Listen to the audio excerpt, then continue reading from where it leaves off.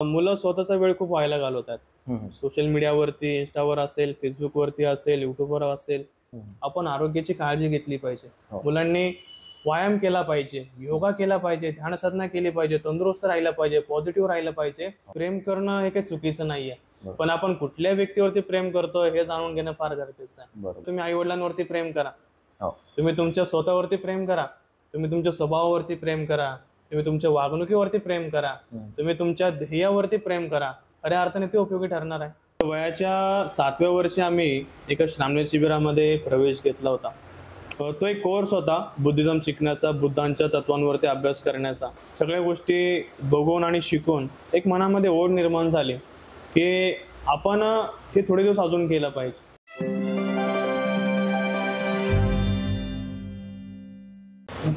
Hi hello नमस्कार मित्रांनो, कसे आहेत आपण सर्व.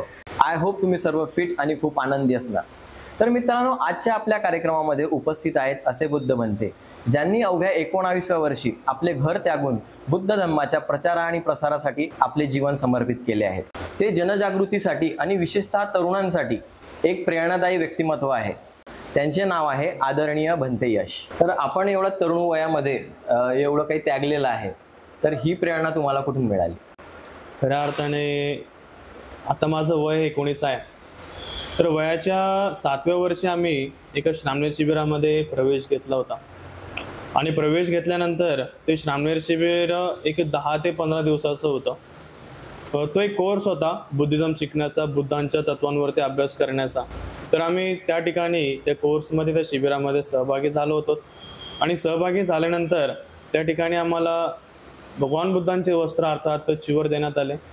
त्या चिवरमध्ये आम्हाला 10 ते 15 दिवस शिकण्याची संधी उपलब्ध त्या ठिकाणी झाली होती. आणि त्या ठिकाणी आम्ही ज्यावेळेस तो कोर्स पूर्ण केला त्यावेळेस त्या कोर्समध्ये, त्या शिबिरामध्ये बरेच बुद्धांचे तत्व आणि बऱ्याच गोष्टी ह्या खूप मनापासून आवडलेल्या होत्या.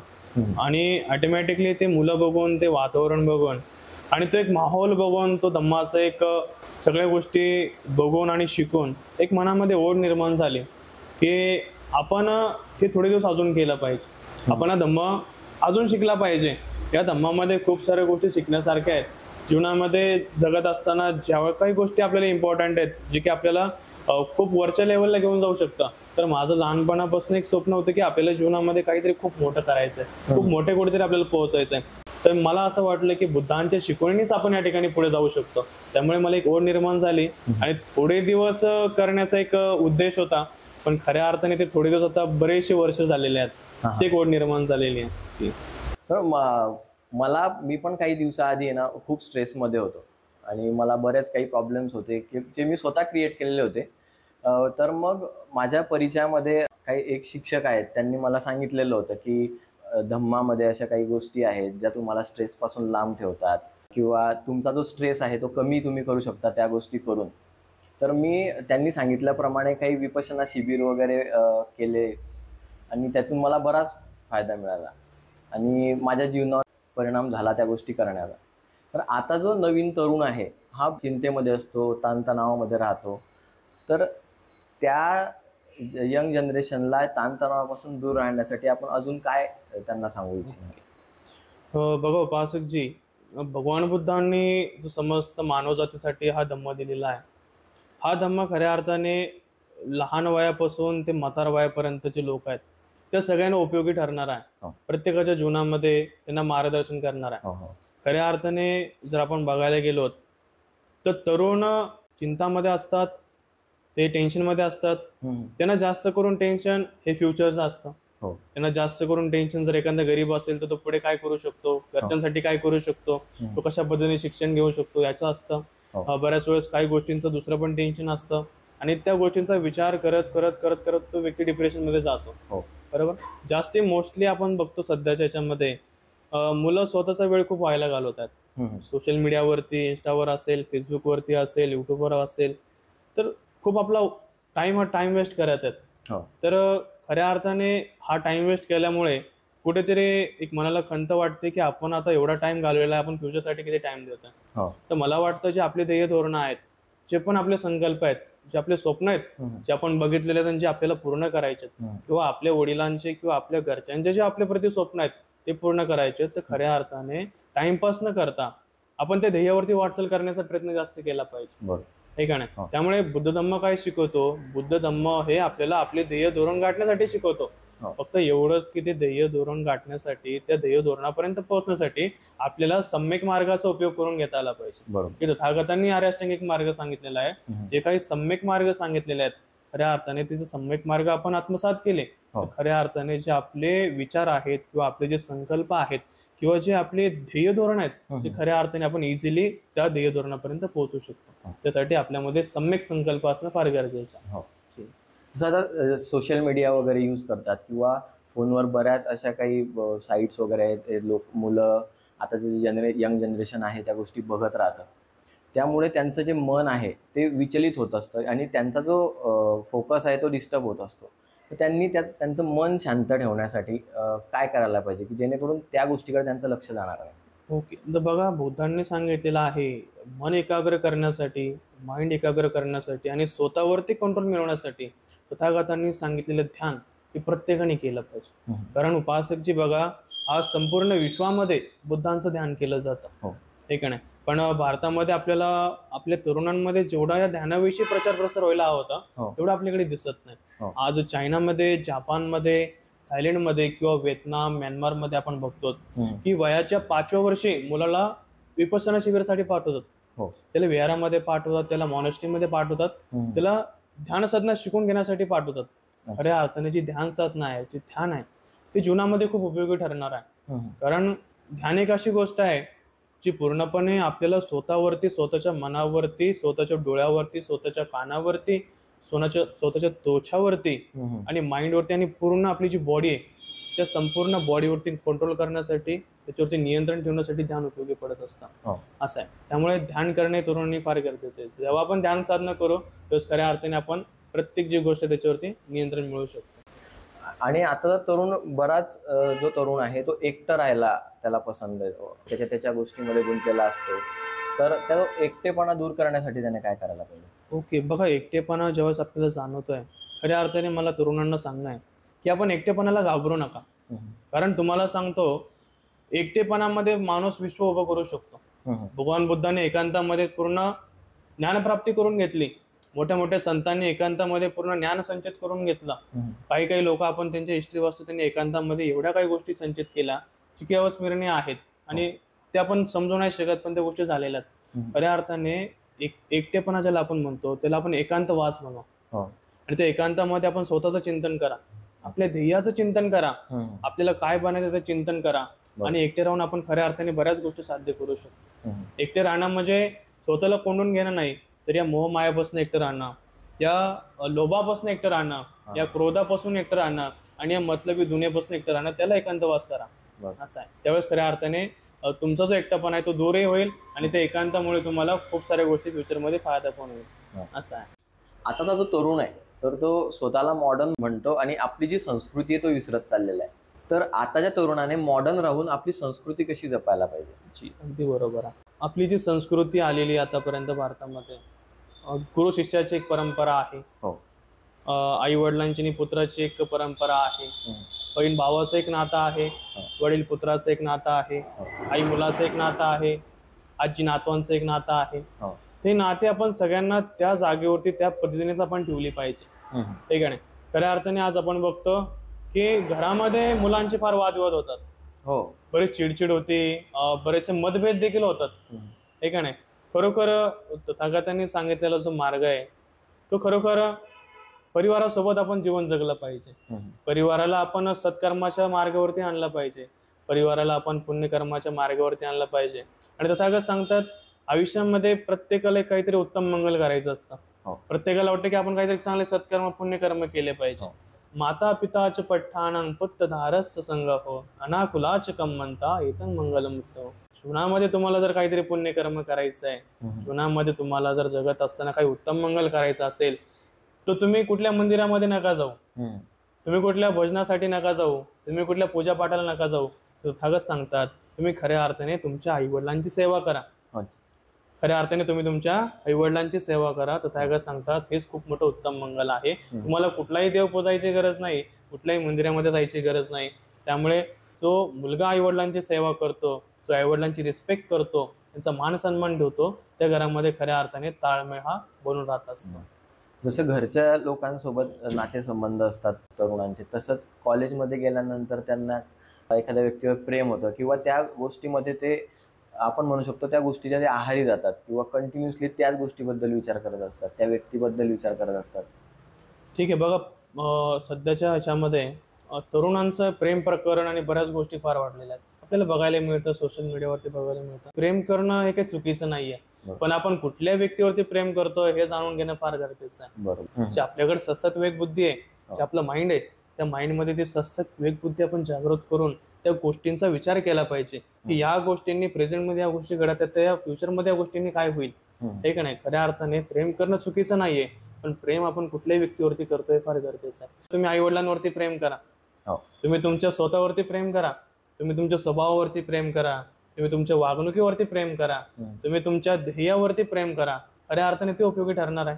हे का नाही. तर मग सांगायचं असं आहे की ज्या गोष्टी व्यर्थ आहेत, ज्या फक्त आपल्या डोळ्याला चांगल्या वाटतात, शरीराला चांगल्या वाटतात किंवा कानाला ज्या गोष्टी आपल्याला ऐकायला वाटतात, खऱ्या अर्थाने त्याकडे दुर्लक्ष करून आपण आपल्या ध्येय धोरणाकडे जास्त वाटचाल करणे गरजेचं आहे. प्रेम करा, पण आपल्या आईवडिलांवरती प्रेम करा, स्वतःवरती प्रेम करा, आपल्या उद्देशांवरती, आपल्या ध्येयांवरती. तेव्हा खऱ्या अर्थाने आपण जीवनामध्ये काहीतरी साध्य करू शकतो. हे करत असताना बरेच लोक आहेत, त्यांच्या नातेसंबंधांमध्ये काही अडचणी निर्माण झाल्यामुळे ते काही चुकीचा मार्ग निवडतात किंवा आत्महत्येसारखे प्रकार करतात. तर अशा तरुणांना तुम्ही काय सांगणार? अशा तरुणांना एकच सांगायचं आहे की आयुष्यामध्ये जीवन जगत असताना प्रत्येक वेळेस आपल्याला चढउतार येत असतो. बघा, ते जीवन काय कामाचं ज्याच्यामध्ये चढउतार आणि दुःख नसेल, नाही का नाही. माणूस श्रीमंत असला तरी त्याच्या मागे अडचणी आहेत, माणूस गरीब असला तरी त्याच्या जीवनामध्ये अडीअडचणी आहेत. बघा, रस्त्यावरती राहणारा माणूस देखील अडीअडचणीमध्ये, बंगल्यामध्ये राहणारा माणूस देखील अडीअडचणीमध्ये. प्रत्येकाच्या जीवनामध्ये काही ना काहीतरी घडत असतं, ते उगवत असतं, त्या गोष्टी नॅचरली होतात आणि ते निसर्ग नियम आहे आणि मानवाचा नियम आहे, गुणधर्म आहे. प्रत्येकाच्या जीवनामध्ये काही ना काही गोष्टी होत असतात, घडत असतात.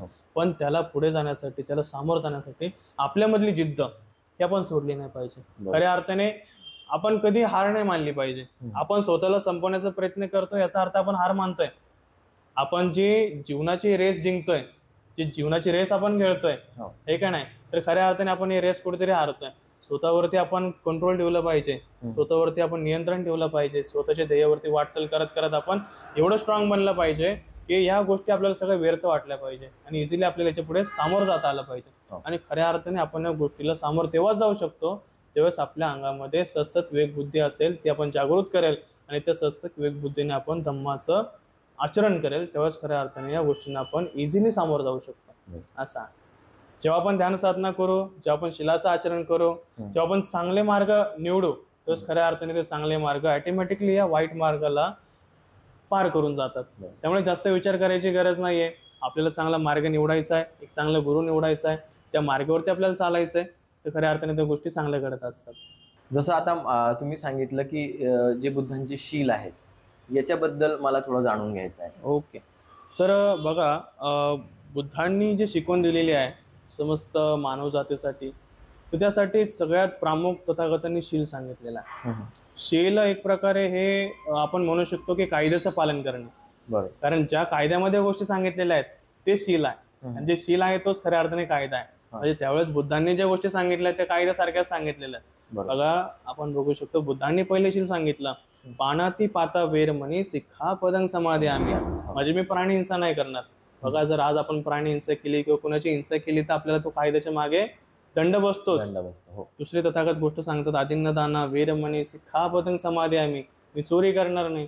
जर तुम्ही चोरी केली तर तुम्ही ते खऱ्या अर्थाने कायद्याचं उल्लंघन केलेलं आहे, तिथे आपल्याला दंड भेटतो.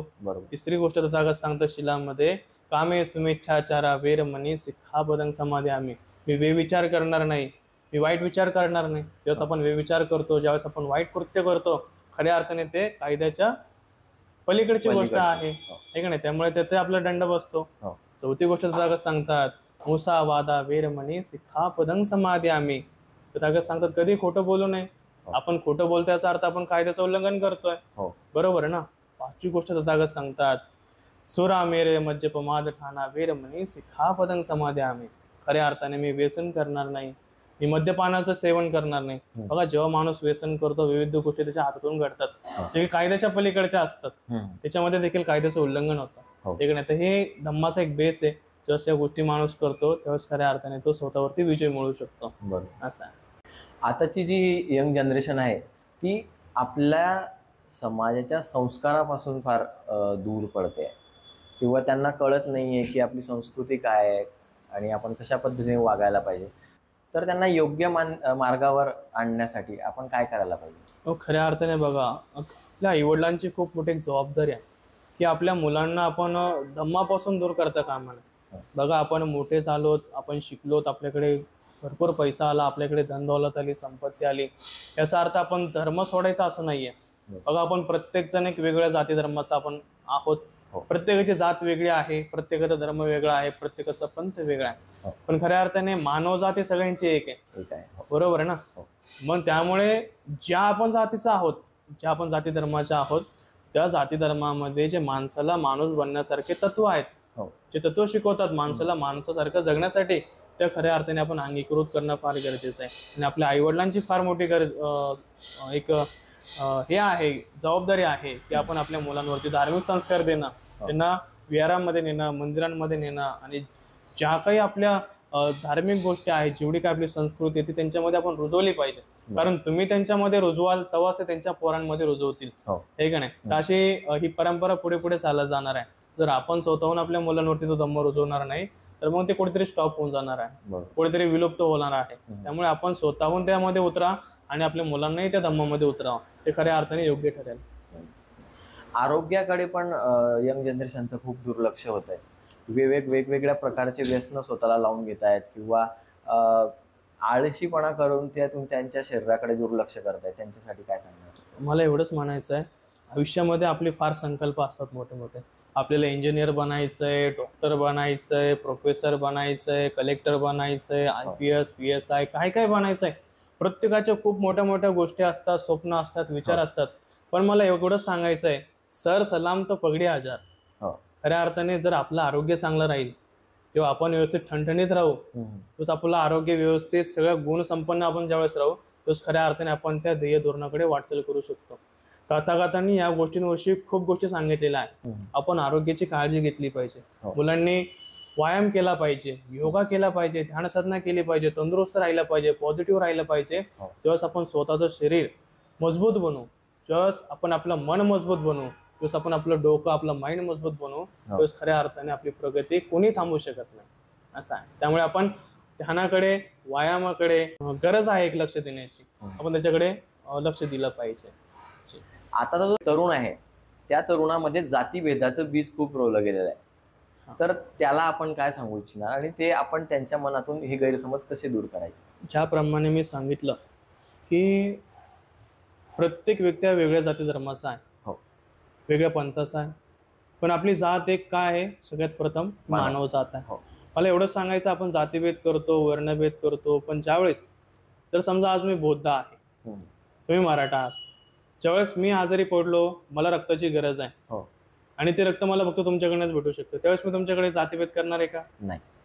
आहे का नाही? आता जर माझा ऍक्सिडेंट झालाय, मी कुठेतरी पडलोय, त्यावेळेस माझा जीव जाणार आहे, जर मला 5 ते 10 मिनिटांमध्ये हॉस्पिटलला नाही घेऊन गेले आणि त्यावेळेस तुम्ही माझी मदत करण्यासाठी आलात, तर मी तुम्हाला म्हणणार आहे का नाही मी बौद्ध आहे, तू मराठी आहे, तू माझी मदत नको करू? नाही. तर मला एवढं सांगायचं की ह्या ज्या पॉलिटिक्स गोष्टी या भारतामध्ये होत आहेत, जातीभेदाच्या जेवढ्या काही गोष्टी होत आहेत, तर तरुणांनी याच्याकडे लक्ष देता कामा नये.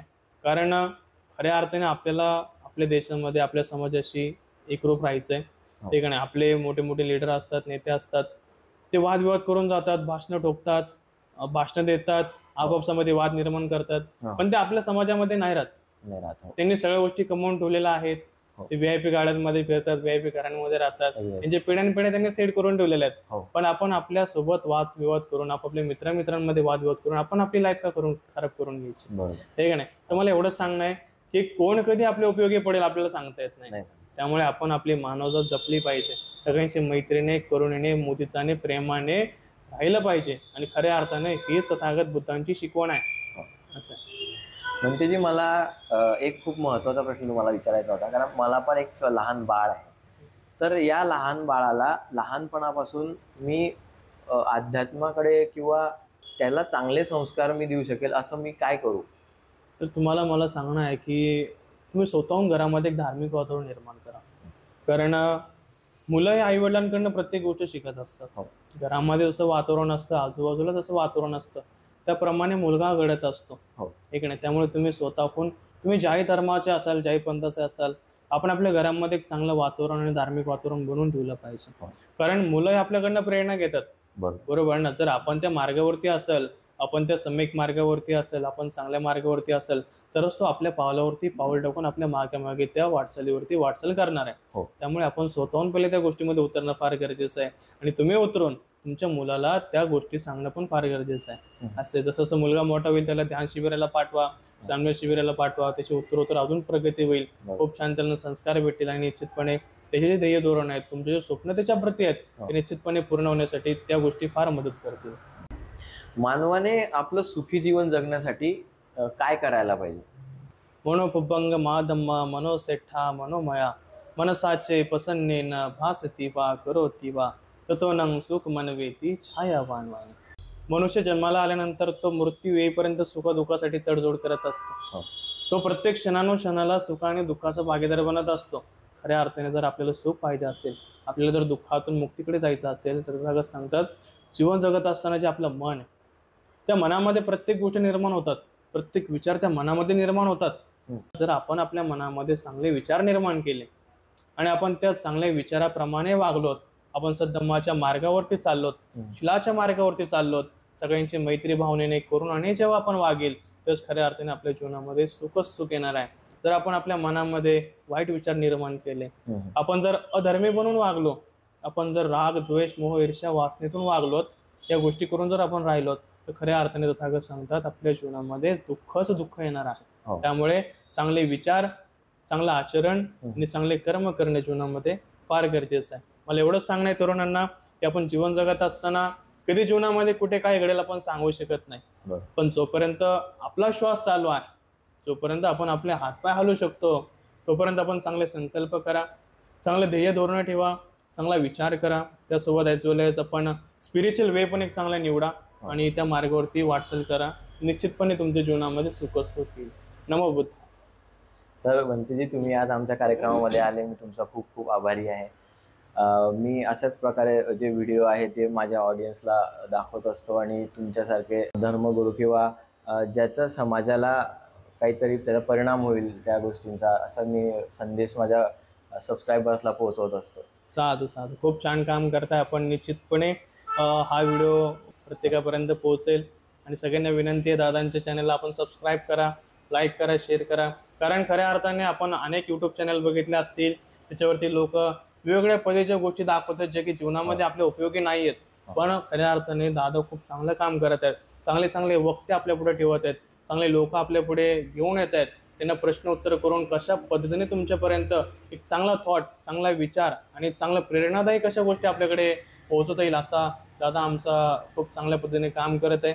निश्चितपणे आपण सर्वांनी आवर्जून या चॅनलला सबस्क्राईब करा, लाईक करा, शेअर करा, जेणेकरून या व्हिडिओचा जास्तीत जास्त तरुणांना फायदा होईल, उपयोग करता येईल. नमो बुद्धाय. चला मित्रांनो, तर मी भेटेल तुम्हाला माझ्या पुढच्या व्हिडिओमध्ये. तोपर्यंत फिट राहा आणि आनंदी राहा.